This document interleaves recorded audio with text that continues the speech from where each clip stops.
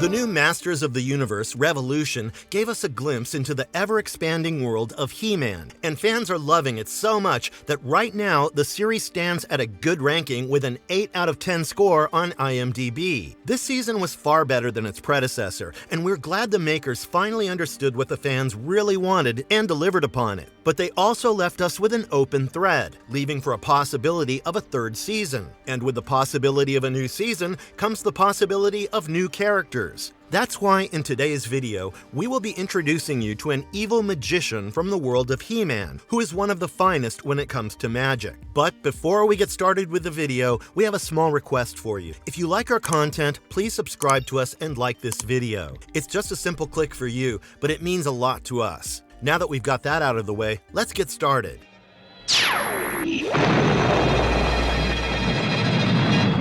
Dark Sorcery, Count Marzo's early menace in the Masters of the Universe 80s animated series. Count Marzo made his first appearance in the original 1980s He-Man show in an episode titled The Once and the Future Duke. The story of this episode starts with He-Man saving a boy from the Hunger Lily. Later, he realizes that the boy is David from Abra. But to He-Man's surprise, David claims he doesn't know who he is. David used to be a childhood friend of Adam and Teela, so he must have grown up to become an adult, but he was still a child. This confuses Prince Adam, so he excuses himself and contacts the Sorceress. He asks the Sorceress what happened to David and why he is still a child. The Sorceress reveals that David's people were the keepers of the Ring of Remembrance. She claims that David grew up the same way as them, but when he reached the age to become the Duke of Abra, his evil uncle, Count Marzo, cast a spell on him that reverted him to a child with no memories of what happened to him. Prince Adam asks what happened to the Ring of Remembrance,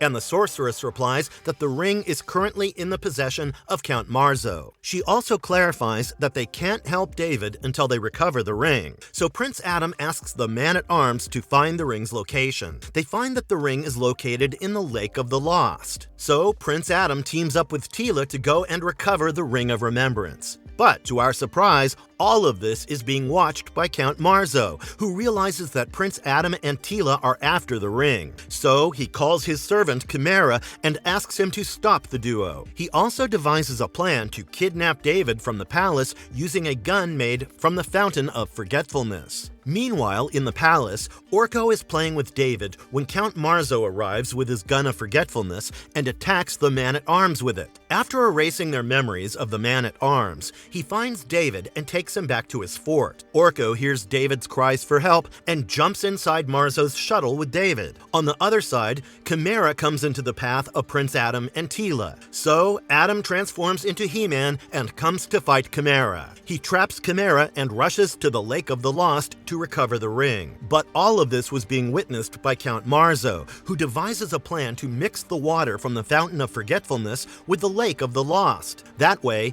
anyone who dives into the Lake of the Lost to find the ring will also lose their memories. But Orko, who was inside Count Marzo's castle with David, witnessed all of this and rushed to warn He-Man and Teela. Meanwhile, He-Man and Teela reach the Lake of the Lost. But before they can jump into the lake, Orko arrives at the site to warn the duo about the lake. But before he can say anything, he falls into the lake. When Orko emerges from the lake, he starts behaving weirdly and fails to recognize He-Man and Teela. So the duo realizes that Orko was trying to warn them about the lake, but they had to get the Ring of Remembrance somehow. So He-Man drains the lake. But to his surprise, Count Marzo has implanted 1,000 other rings inside the lake along with the Ring of Remembrance to confuse He-Man. So He-Man uses his brain and deduces that since the ring is made up of an element called Memorial, it would be attracted to his sword. His plan works, and they finally recover the real Ring of Remembrance. He-Man uses the ring to bring back Orko's memory, and he tells them that David is locked up in Count Marzo's castle. So He-Man and Teela mount on Battle Cat and rush to Count Marzo's castle. But Count Marzo is also aware of the arrival of He-Man, so he casts a spell called Freezing Fog outside his castle. The spell blinds the group, and they get separated. Teela and Orko fall inside a pit, and He-Man and Battle Cat get trapped inside ice because of the freezing fog. Teela and Orko find a secret passage inside the pit and enter the castle of Count Marzo. Inside the castle,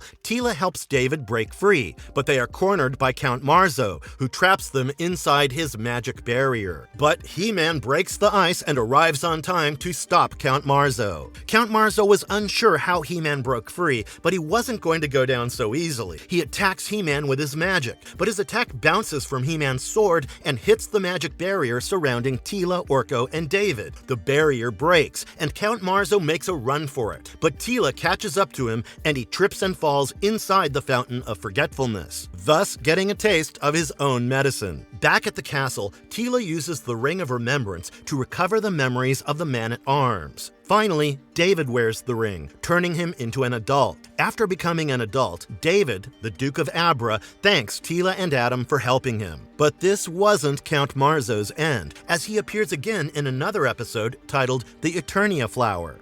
In the episode, Count Marzo traps a boy called Jono by making him addicted to the Eternian flower. He asks Jono to bring the youth of Eternia to meet tonight. Jono agrees to Count Marzo's request, and he hands over the flower to Jono. Marzo plans on using this Eternian flower as a drug to attract the youth of Eternia and enslave them. The Eternian flowers are addictive, and using the flowers, he'll make the youth addicted to them and then make them follow his commands to get more flowers. He would use the youth to defeat King Randor and become Eternia's king. Meanwhile, Jono, who is under the influence of the drug, starts behaving erratically, but Teela and He-Man save him. After saving Jono, Teela asks him about his weird behavior, but he behaves like a brat and avoids Teela's question. After Teela leaves, Jono calls his friends and asks them to meet him at the place where Count Marzo asked him to come. Outside, Teela meets Prince Adam and informs him about Jono's weird behavior. Adam is also surprised by this and shows a weird-looking flower that he found in Jono's shuttle. Right about then, Orko arrives and takes the flower from Adam's hands. Orko tells him that this flower is called Black Nightmare and does weird things to people, like making them laugh too much or doing dangerous things like climbing on top of a large building. He reveals that these flowers were destroyed years ago. So how come Jono found one?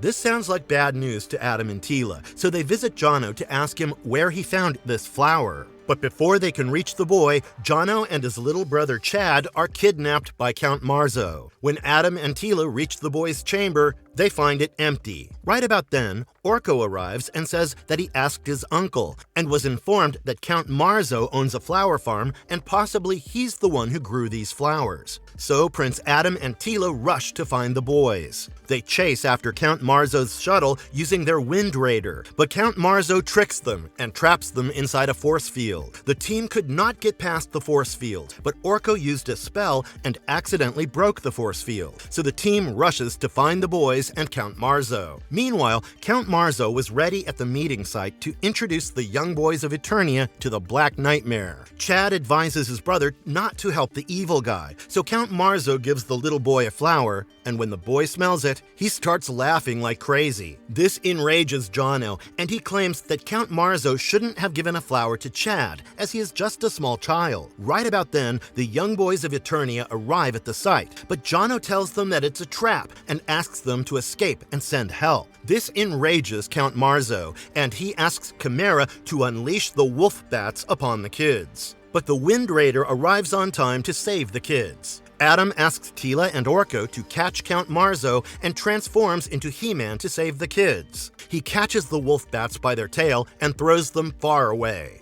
On the other side, Teela and Orko manage to capture Count Marzo and Chimera. But when Prince Adam returns with the kids to take Count Marzo back, he disappears into thin air with Chimera. So the team reaches out to the Sorceress to ask her to help catch the evil Count Marzo. The Sorceress reveals that Count Marzo escaped to a planet called Eronia, which is a dangerous place. But she still helps the team by opening a dimensional gateway to reach the planet of Eronia and capture the culprit. After reaching Count Marzo's lair, Prince Adam transforms into He-Man and catches Count Marzo and Chimera. He burns away all the Black Nightmare and sends the Count and Chimera to prison. Count Marzo makes another appearance in another He-Man and the Masters of the Universe episode titled Search for His Son. In this episode, Count Marzo saves Mechanech's son Philip from a storm in the Dragon Mountain and coerces Philip to help him steal money from others. When Philip denied his requests and demanded to meet his father,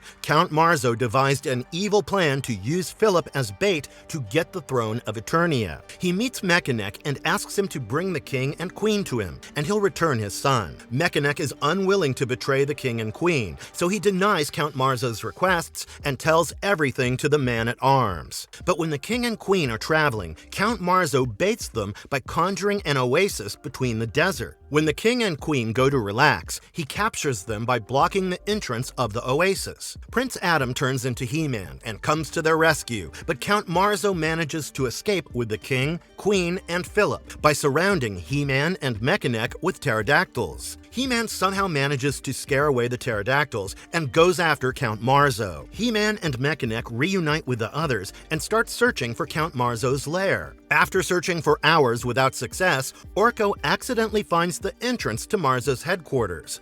So He-Man and Mechaneck enter the lair to find the king and queen.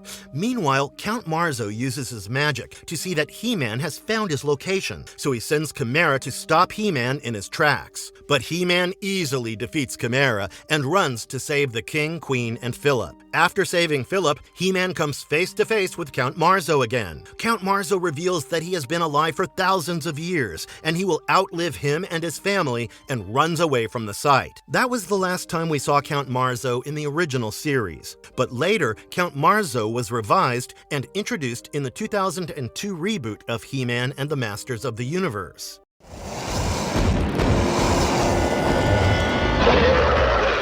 Count Marzo's intriguing backstory unveiled in the 2002 Masters of the Universe animated series. Count Marzo returns in the 2002 remake of He-Man and the Masters of the Universe, and this time he was given a better character design and an intriguing backstory. Initially, Count Marzo was a mighty magician. He was blinded by hunger for power and attacked the Hall of Wisdom, but Captain Miro, Prince Adam's grandfather, stopped his attempts. After a long, arduous battle, Captain Miro was finally able to stop Marzo, and the elders used their mystic powers to imprison him inside the body of an old man. He was exiled to the Dark Hemisphere, and the source of his power, the magic amulet, was thrown somewhere deep within the Sands of Fire, beyond the reach of any human. Years later, Count Marzo returns and manipulates Mechaneck into getting him the magic amulet. Using the amulet, he returns to his original body and declares war upon the kingdom of Eternia. He-Man tried to stop him, but failed in front of Marzo's immense magical powers. Count Marzo was somehow able to defeat every Master of the Universe,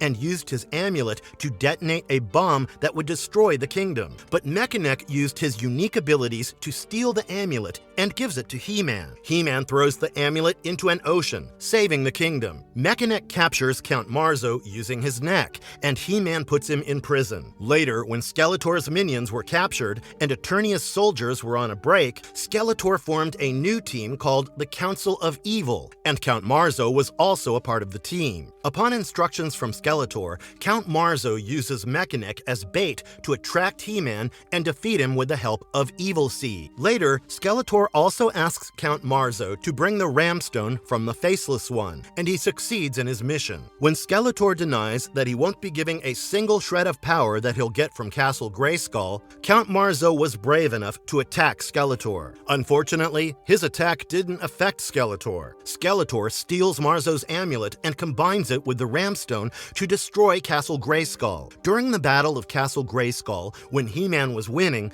Count Marzo uses his magical powers to push him down. He was also assisted by Evil Lyn, who used their combined powers to take down He-Man. But as He-Man was about to lose, the Masters of the Universe arrived and all the evil guys started running away. Count Marzo was one of the few who stayed and fought the Masters, but his magic amulet was taken away by Stratos, who tosses it to He-Man, and he hits it out of the park. Count Marzo starts running, but the Sorceress and Zodak use the powers of the Elders to imprison him again inside the body of an old man. Later, Count Marzo returns again when Evil Lyn brings his amulet back. She asks Marzo for his help in reviving Hordak. Even though Marzo was not interested in helping Evil Lyn, he reluctantly agreed because Evil Lyn kept his amulet with her and controlled his power flow. When they reach the Well of Darkness to bring Hordak back from Despondos, He-Man comes to the site and interrupts their process. In the chaos that ensues, Count Marzo gets his magic amulet back. When Evelyn tries to stop him, he slaps her, showing her who's the better magic user between them. Then, Count Marzo leaves, and whatever happened to him is never revealed, because this reboot was later canceled after Season 2.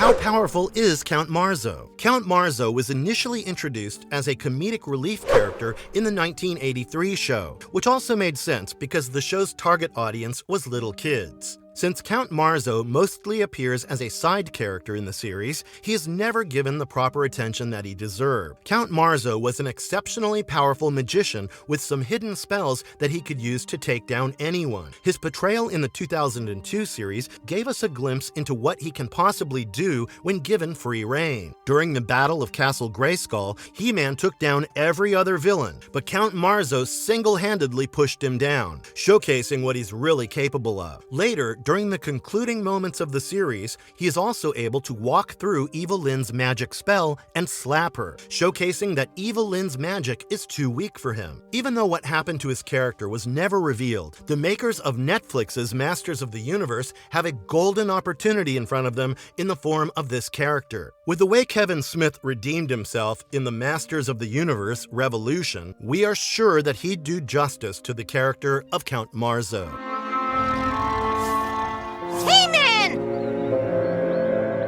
Marvelous verdict. With Masters of the Universe Revolution concluding the series in one of the best ways possible, we were sure that this might be the end of the series. But the creators of the series threw a curveball at us and prepared us for a potential third season of the series. With Skeletor imprisoned, the new big bad for He-Man will be Hordak. But what if Count Marzo appears as one of Hordak's minions? There's a high possibility that we'll get some other evil magician on the screen, as Evelyn is no longer evil. And if going for a magician, we don't know who could be a better choice than Count Marzo. Would you want to see Count Marzo in the new season of Masters of the Universe? Let us know in the comments section. With that being said, if you like our content, please like it and subscribe if you haven't already. Have a good one and be safe. Thanks, everyone.